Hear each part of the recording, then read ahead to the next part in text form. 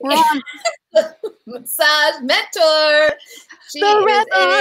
a doer, pulling together all the people in the massage community. Woohoo! Hey, Rebel. Hello, everyone. It's Diane, the massage mentor. And I've been saying that I am the teacher after the technique. And I am here with one of my favorite people in the industry, the Rebel massage therapist.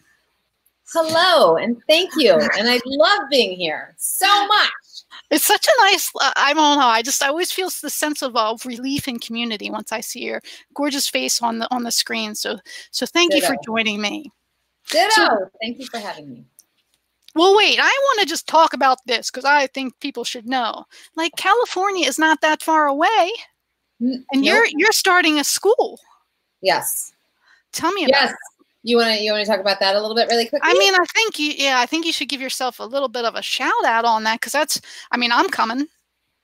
Yeah, so yes, I agree with you. It's a very, very big deal. And ultimately what happened was I came together with some colleagues and we all kind of sat down and went, if we opened a school, what would it look like? And we had some people, actually this one woman in specific was having people approach her saying, we want to become massage therapists and we want you to teach us. And then she kind of came to me and said, you know how to teach, like, let's do this. So we created a school that has a lot of everything that we wanted when we were in massage school. So there's so many parts to it that are elemental to finding a really good foundation to be, like, really being successful once you graduate. There's like self-care elements, there's community outreach elements, there is, you know, just the balance of anatomy and hands-on work we are in love with. There's a clinic, like it's just, it goes on and on and on. So the school is, our grand opening is on Saturday. This has been 3 years of unbelievable work and it's been nonstop and lots of gray hairs have been grown. And a few extra wrinkles have shown their face, but through it all, we're super proud and going through all of the final processes of getting everything done and ready. And grand opening is on Saturday. And you already have students signed up? Huh? You have students signed up already? We have 6 students signed up. The school is called Panacea. Check it out. I'll put up the link later. Yes, we will put up a link, and we're super excited about it. So if you are interested in moving to Long Beach, California, or if you're in the area. Bobby, are you watching? If my wife is watching, Bobby, are we moving to California? Come to California, Bobby. I would love it. Well, congratulations. Yeah, and you know what? You know what thing I think is most important to point out that the school has? It has the Rebel! The Rebel! I mean, you're funny. You could go to school where the Rebel teaches. Make a trip. Well, we're gonna eventually have Diane come in and teach some of the business courses. So I think you know it's the combination. But I want to talk about something else because I'm coming to see you soon. Yes. I'm coming to your coast soon. Speaking of traveling from coast to coast, I will be on the East Coast in Philadelphia in like what, 2 months? November 3rd is the class. And I am so pumped because Diane has completely helped make this happen. It's very exciting. Such an amazing cog in the wheel. I'm just going to give you the biggest hug ever. I know. I'm so excited. I'm so excited. We've never met in person. It's only been online. Yeah. So we'll be giving lots of shout outs on that too. So yes. That was a lot. Like now I'm all fired up again. That's why I talk to you. I'm like, so congratulations on the school. Seriously. Congratulations on the school. Thank you. Everyone in California, near California, you got to go check it out. Yes, please. I'm sure you're doing all kinds of classes and you're having the grand opening Saturday. Yeah. Saturday's grand opening. It's kind of all day. We're going to have like body work happening on the spot. And lots of booths and information. snacks, and it's going to be a food drive, and there's going to be so much. There's going to be so much stuff. I mean, there's going to be a band. We're gonna bless the site. Oh, yeah, very smart.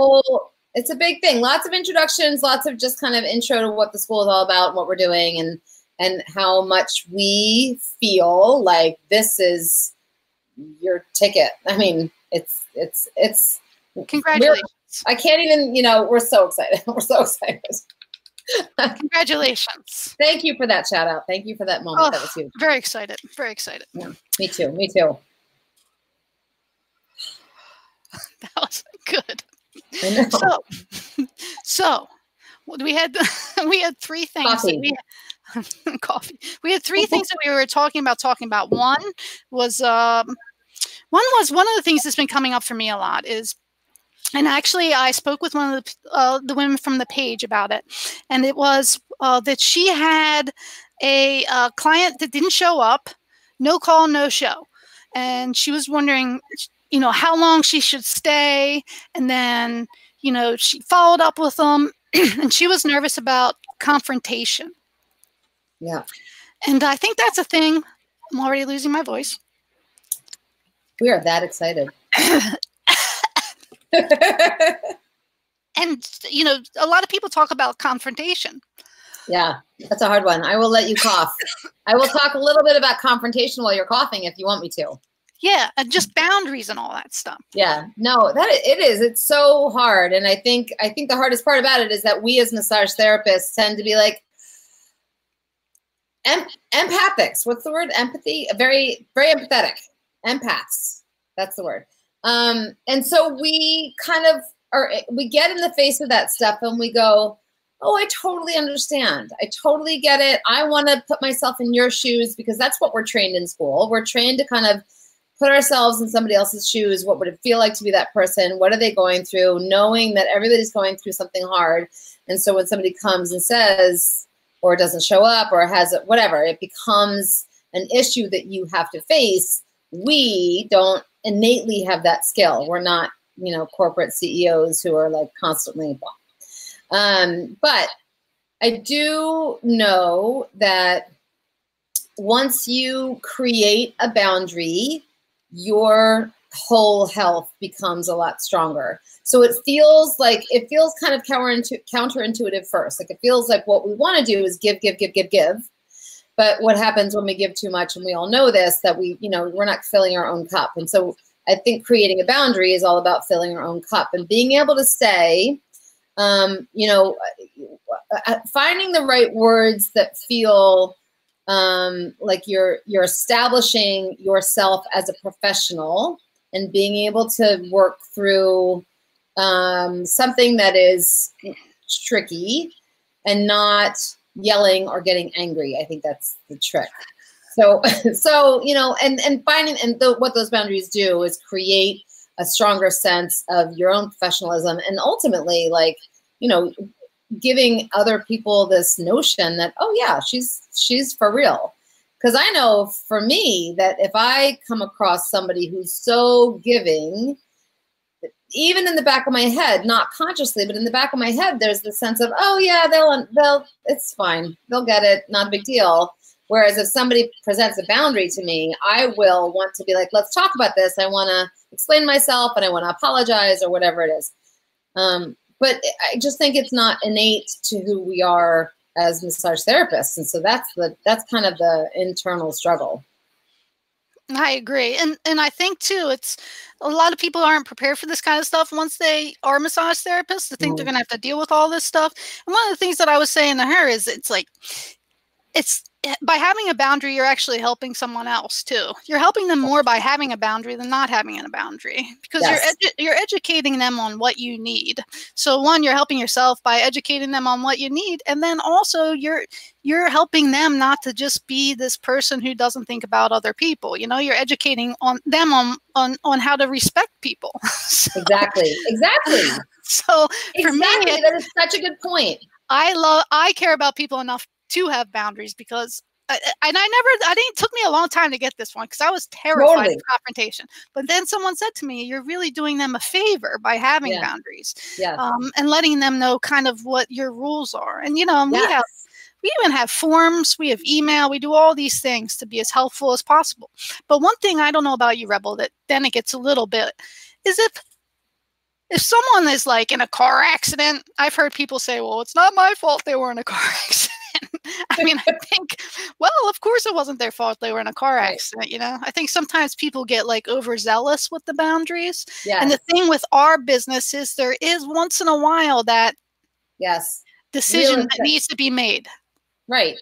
Right. And it's up to you ultimately. And I think that that can feel like a lot of responsibility when I'm the one who's like, well, I heard your story and I decide that it's real and I'm going to give you this pass, or I heard your story and I call baloney and I, you know, then you put down your boundaries. But I think what you said is so true. Like when you put down a boundary, you really do teach other people how to hold boundaries. And I think most people don't know. And so when they see somebody with a clear boundary, I know that I do it. When I see somebody with a clear boundary, I'm like, oh, that's what it looks like. And that's what this feels like. And that's how that's what I want to emulate. I think it's very similar to parenting too. I think there's like, you know, as you parent, it feels really easy as a parent to constantly, you know, I'm going to feed my child dinner every night. And at what point do you go, all right, I'm going to teach you how to do it because I don't need to do this for you every night. You don't know? And so as they get older and you start to teach them how to do their own stuff, you're showing them, you know, where I'm going to stop giving, and I'm going to show you how to do your own thing. And I think once they see that and they start to emulate that, I mean, that's a whole nother conversation, but I definitely think, go back to your point, I think that's a powerful tool to give somebody. It's a powerful thing to present and act, because when somebody sees it, then they know.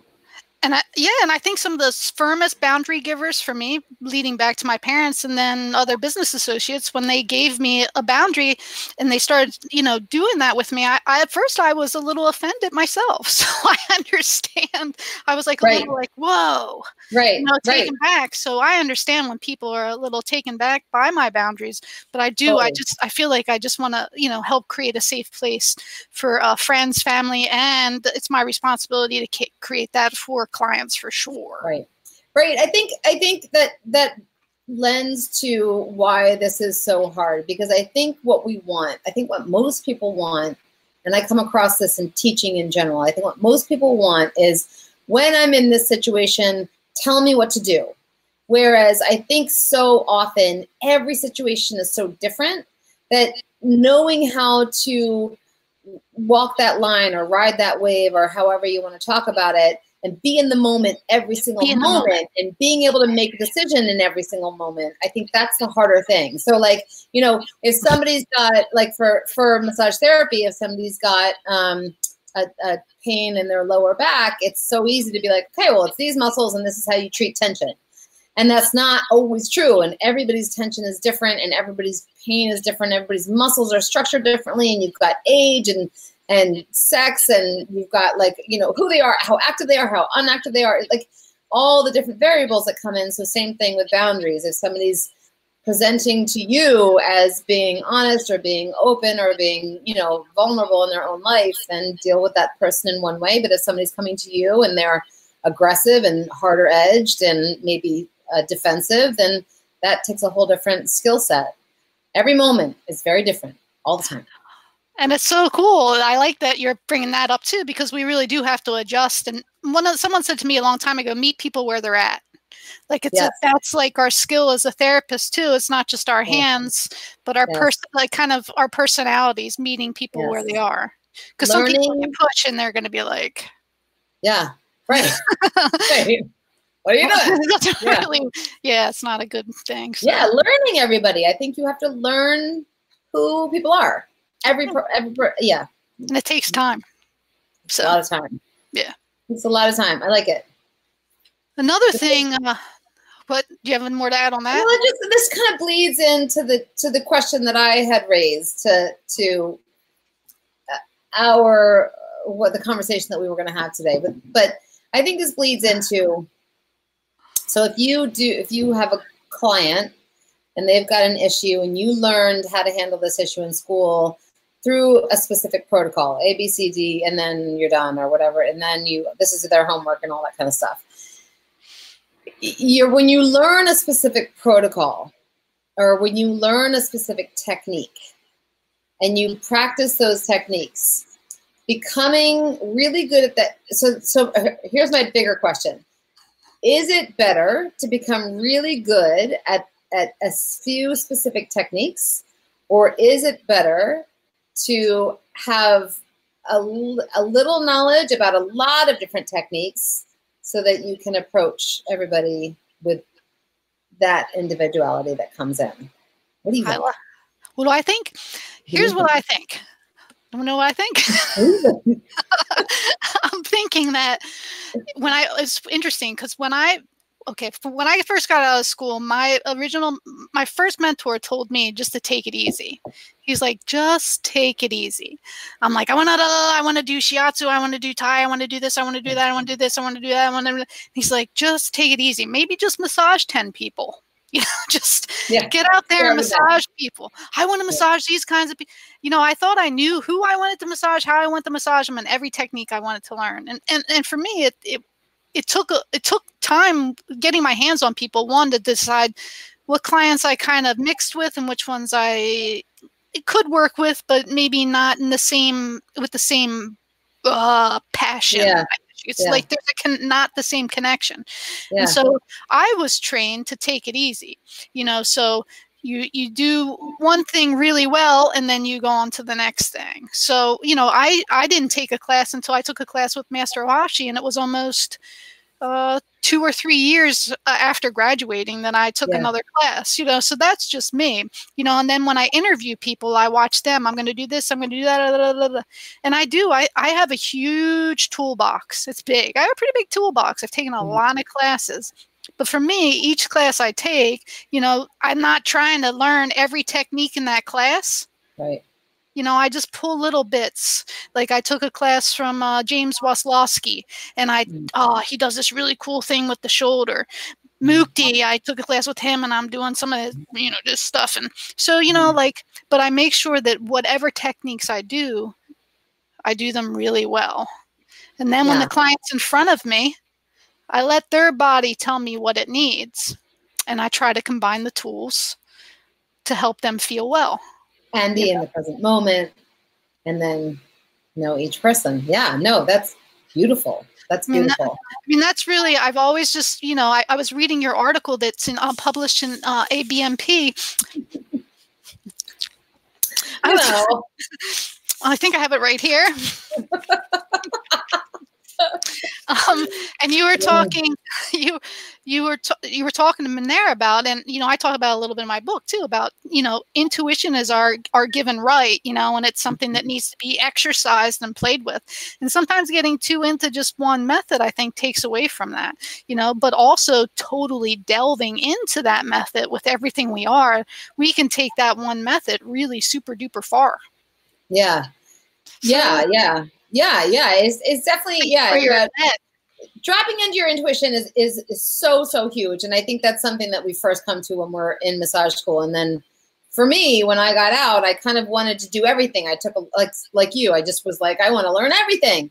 And then I found that doing that though was where I was able to kind of go, okay, I tried that, but I don't like that. And I tried that, but I don't like this. And I tried this and I really like this. And then slowly whittled away down to what I feel like has become my niche. But then like an hourglass, like whittling it away. And now that I feel like I know kind of how I practice and what works well for me, expanding back out and starting to pull from all these different modalities that I feel like even in my focus kind of neuromuscular practice, I can pull a little bit from reflexology, and I can pull a little bit from like Reiki or craniosacral or something that I've learned more later on that I am like, well, I'm not doing it per se, but I'm pulling from it, and I have an extra tool now in my toolkit. I think that becomes like I love that. I love that. That is like a keeper. That's a I keeper, like it. Rebel. Because I like it's true. it. It's like you gather all this information, you hone it in, and then it's like becomes a lot of different things. That's really cool. Like a tree with Like the a root tree. and Yeah, then the trunk and then the branches. exactly. Whoa. So no, I love that. That's a keeper. Thank you. So I feel like, Thank yeah, you. I do. I feel like sometimes people get too focused on one thing. I could say Yeah. that, then even as it leaves my mouth, who knows? You know, Yeah, maybe who knows? who knows? I don't know. For real. I think that's kind of like what it comes down to every single time. I mean, it was like what we started this conversation off with. There is just, you learn all this stuff, and then you go out there in the world and you try to apply it, and then you're all of a sudden 5 or 10 years in, and all the education around whatever you learned is different, and you're like, the knowledge and the research is like showing that no, it's not true that.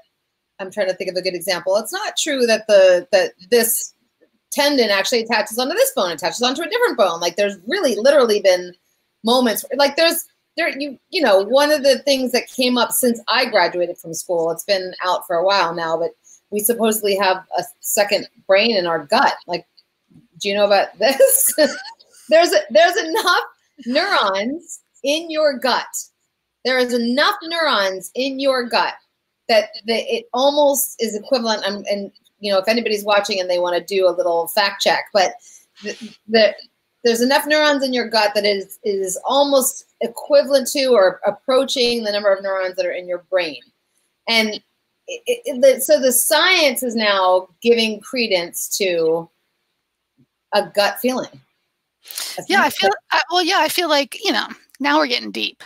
Yeah. But are you shocked? I feel like feel like as human beings and spiritually and always, you know, we're evolving, you know, and the work needs to evolve with that, you know, where massage was very, like we had, you know, pregnancy massage was a big deal when it came out, you know, and now we have a plethora of different kinds of body work, energy work, this and that, and things are coming back from the past and things are moving in from the future, and people want to get well, be deeper, have more spirituality, find out who they are, you know, and our industry is, you know, trying to meet up with that in a professional yet spiritual yet.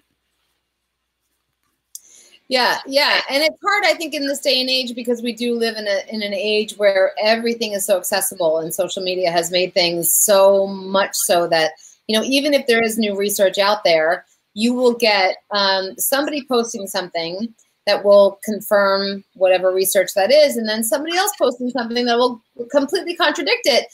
And I could read either one of them and be like, oh, I guess that's right. And then all of a sudden, you know, I'm on a specific side of the fence. But I think when part of the struggle of this day and age, and this comes back to boundaries, I think a little bit, is, you know, when we have all of this so accessible and we are internalizing all of this so much, at what point do we kind of stop that from happening and seeping in and drop in and go, well, what is it that I really think? And what is my experience with this? And where do I start to go, well, this is something maybe that I read somewhere, or maybe everybody's tweeting about this today, but I don't know that I want to latch on to that. I think that I want to hold back and watch this thing pass through and see if it actually grabs hold or doesn't grab hold, or see if it has some credence or no credence. I mean, I think that's another form of a boundary issue, which I think is important in this day and age, big time. It's true. I'm like absorbing everything you're saying, and then I'm like, wow, because it's like one of the things I've been thinking a lot about lately is, you know, it's not that I'm trying to be a different person. It's about remembering who I already am, you know? So much of these techniques, as I allow myself to just break free from what it is I think I know, you know, I was doing Lomi massage without all the spiritual ritual part of it before I ever took a class. Like my hands just wanted to do certain things, and I found that someone called that a technique. So it really is an art. Exactly. That's the part for me that I really love and really like. Oh, it's just like an art, you know. It's I Yeah. get to have fun all day long with these bad boys. I always said my hands are paintbrushes, and the Nice. client's body is my canvas. Nice. So I think we're both saying the same thing. Like technique is awesome. Gather, see what you like, what you don't like, but being open when you go into the massage room to let whatever needs to happen happen. Yeah. Yeah. Always. And then to know that even if you are practicing, I think that happens a lot where we practice a technique and then we go out there and we learn the name of that technique, and we've been doing it all along without even knowing it. I think that happens more frequently than we think. And what that says to me is ultimately we do collectively have an insane intuition that we are not like you just said, you're coming back to figuring out who you're coming back to yourself. And I think that's a very collective thought. I think there's a lot of people who kind of, go out there and learn so much externally, but to be able to come back and go, well, what is it that I already know? And what is it that I believe? And what is it that I am resonating with? I think, those deeper thoughts where you're really grounded in and you're really present are ultimately, to bring it all full circle, the things that are going to enable you to have boundaries. It's and true. To know your niche and to be able to move forward with success. If anyone at Freedom Massage, and I always tell them this, or anyone on the planet thinks that I wanted to have client forms, like I didn't have, back in the day, now you can't not have, but there was so many forms that I didn't have. And I've come up with all these things, and it's to keep that safe. It's to keep that safe. I've had to answer enough questions. I've had to do things the wrong way enough. And after doing, not wrong, but in a way that wasn't clear or this or that, that now if I just lay it out for people when they come in for an interview, if I lay it out for clients before they even get here, then again, when they get here, and then the therapist tells them, and then we send another, like they start to understand and they feel safe. Yes. Like in some weird way, like when we show them our building and where the bathroom is and we make things really clear, they feel safe. Creating structure. Yeah. Creating structure in a very unstructured world. And I love how you threw the parent thing into that, because I think too, like that's our first experience with structure or lack thereof. Yeah, big time. And I don't do well with structure. My name of my business is Rebel Massage. And let me just clarify here that I get some comments. I don't know if I've said this before with you, but I get some comments about the name that I've picked for my business. And some of the comments are like, what a shame that you picked such a horrible name, because rebellion is so negative. And I always think rebellion is not a true rebel is somebody who's just seeking their own path and finding their own way. It's not about taking down the people in charge. It's about looking at everything that's out there and finding your own path. So this is definitely this is who I am at my core. I have constantly been trying to forge my own path, but I have learned the hard way. Like you were saying, I think when you make the mistakes and then you figure out that structure really is a good thing and it really does provide safety, exactly like you were just saying, I think those are the things that when we get to where you and I are in our career, you own a business, you own a successful business, are thinking about, I don't know if I'm allowed to say that.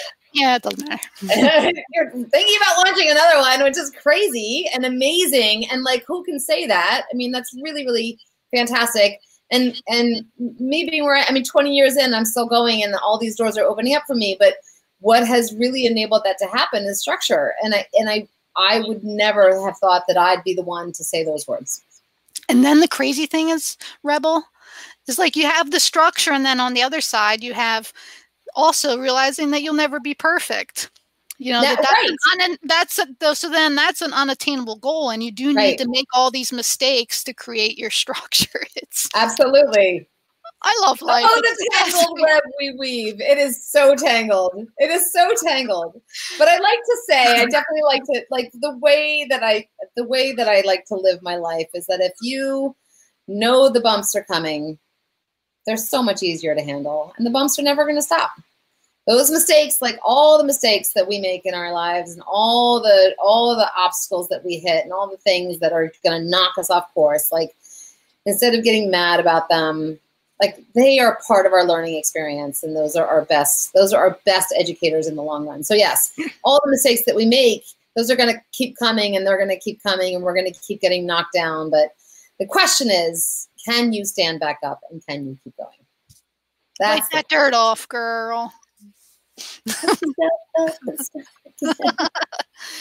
So we've talked about boundaries a little bit and how it's important to have them for the safety of all people involved, and also education. Yep. And then we talked about tools and whether we should have a lot of tools or a little tools. Yep. And I think that the general overview that we gave was, I'm not sure, whatever works for you. Right. But I love the idea. I don't know anything. But I love the idea of, all these things that come to us in school, and we fine tune and take what we need, and then we create a bigger thing from it. I love that idea, because each technique has so many techniques in our mind. It's just like the possibilities are endless with all techniques. Endless. Yep. I totally agree. Yeah, and ultimately, I think, we definitely have talked about a lot of really deep stuff, but ultimately, like, I don't know, anybody who's watching and wanting to kind of figure out how to be successful in your own career, I feel like that's why we're latched into these communities. Like, why I want to talk to people who have made it, or who've done something that I can't quite figure out, and I want to see how that's done. And I feel like, if there's anything that I can say, it's just like you've gotta keep picking yourself back up, and you gotta keep finding your own path, and you've gotta keep, deciding every single day that you want it. That's just kind of like it.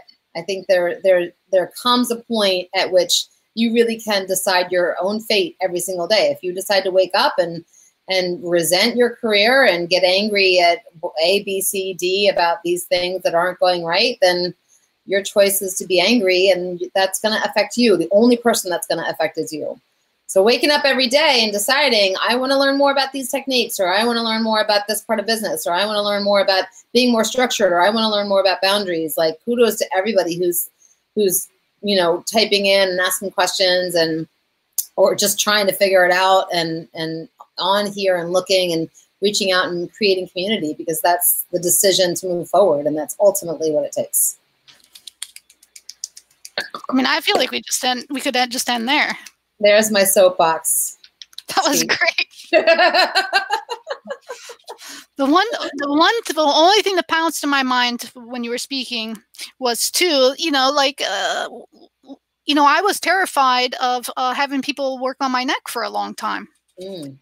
So what did I do is I had people work on my neck, and then now that's one of the strongest points in my body work. So a lot of times you just have to, embrace some of the things that you're afraid of. Yes, you decided. Like, that's a decision. That is a distinct decision to kind of go, to look at the fear and go, how am I going to get around this? I'm going to dive through it and figure it out and manage it. And then now it's amazing. You're Diane. I know, it's amazing. I love working on the neck. Yeah, and I'm not as afraid of it, but I was just, it just took time and practice and working through my fears. So, Rebel, I don't want to end. Diane. You're amazing. No, you're amazing. I don't want it to end. It's about that time. We're going on So everyone, thank you for joining us. We covered a lot of ground today, and then we'll be back again in October, and we'll give information on the class here in Philadelphia with the Rebel, and we'll also give her a shout out about her school when I do the post. So awesome. The Massage Mentor. You're amazing, Diane. Thank you so much. I love you guys. Whoever's watching and out there, I love you guys. Bye. Thank you. Bye.